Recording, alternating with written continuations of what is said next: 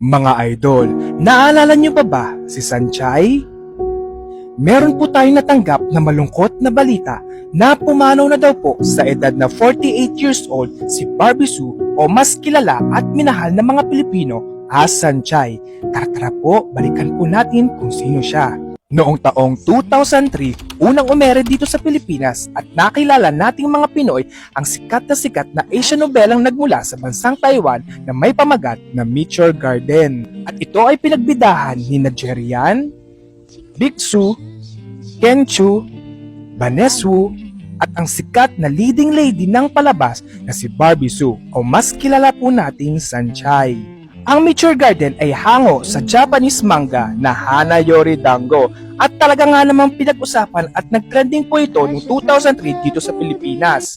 At ngayon nga pong February 3, 2025, meron po tayo natanggap na malungkot na balita na pumanaw na daw po sa edad na 48 years old ang sikat na aktres na si Barbie Sue o mas kilala sa Taiwan na Shi Yuan-su dahil sa sakit na influenza at pneumonia. Grabe na talaga mga idol yung mga napapabalita ngayong taon at talagang nakakagulat at nakakalungkot. Kung alam niyo lang mga idol, ang F4 po at si Sanchay talaga pong minahal ng mga Pilipino, lalo na po yung mga batang 90s dyan. Dahil nga po sa sobrang sikat po ng Meteor Garden dito sa Pilipinas noon, alam niyo ba mga idol, na kumalat po talaga dito sa Pilipinas ang samot-saring posters ng F4 at ni Sanchay. Naalala ko rin po mga idol noon na after po ng klase namin ng alas 4 ng hapon noon, paunahan pong umuwi ang mga estudyante. Paunahan po kami makauwi ng bahay para masimulan po ang palabas ng Meteor Garden. Dahil dati mga idol, uso pa po ang TV, television. Kasi once na maka-absent ka sa panonood, hindi mo na mababalikan kasi hindi pa naman po uso dati mga YouTube, mga sa cellphone yung mababalikan mo, i-replay mo yung palabas, hindi pa po uso noon.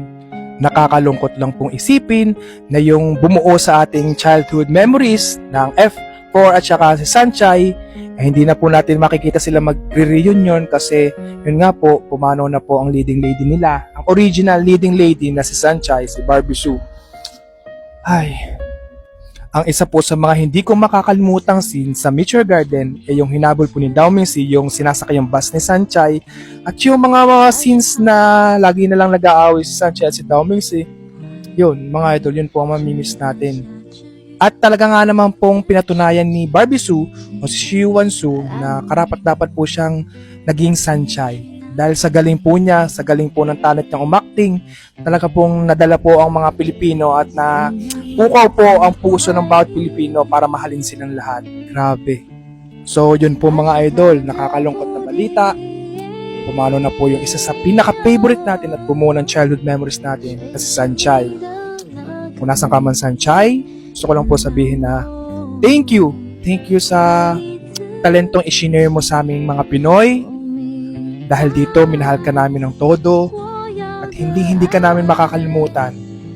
At yung mga batang 90s dyan na nakapanood at sumubaybay sa Meteor Garden, parehas po tayo ng nararamdaman ngayon, nalulungkot dahil sa mga balita na tatanggap natin, lalo na po itong about kay Sanchay. Paalam Barbie Sue, paalam Sanchay, at mamimiss ka namin. Thank you sa lahat at naging part ka ng childhood memories namin. May you rest in peace, Barbie Sue, Shi Yuan-su, or Sanchay.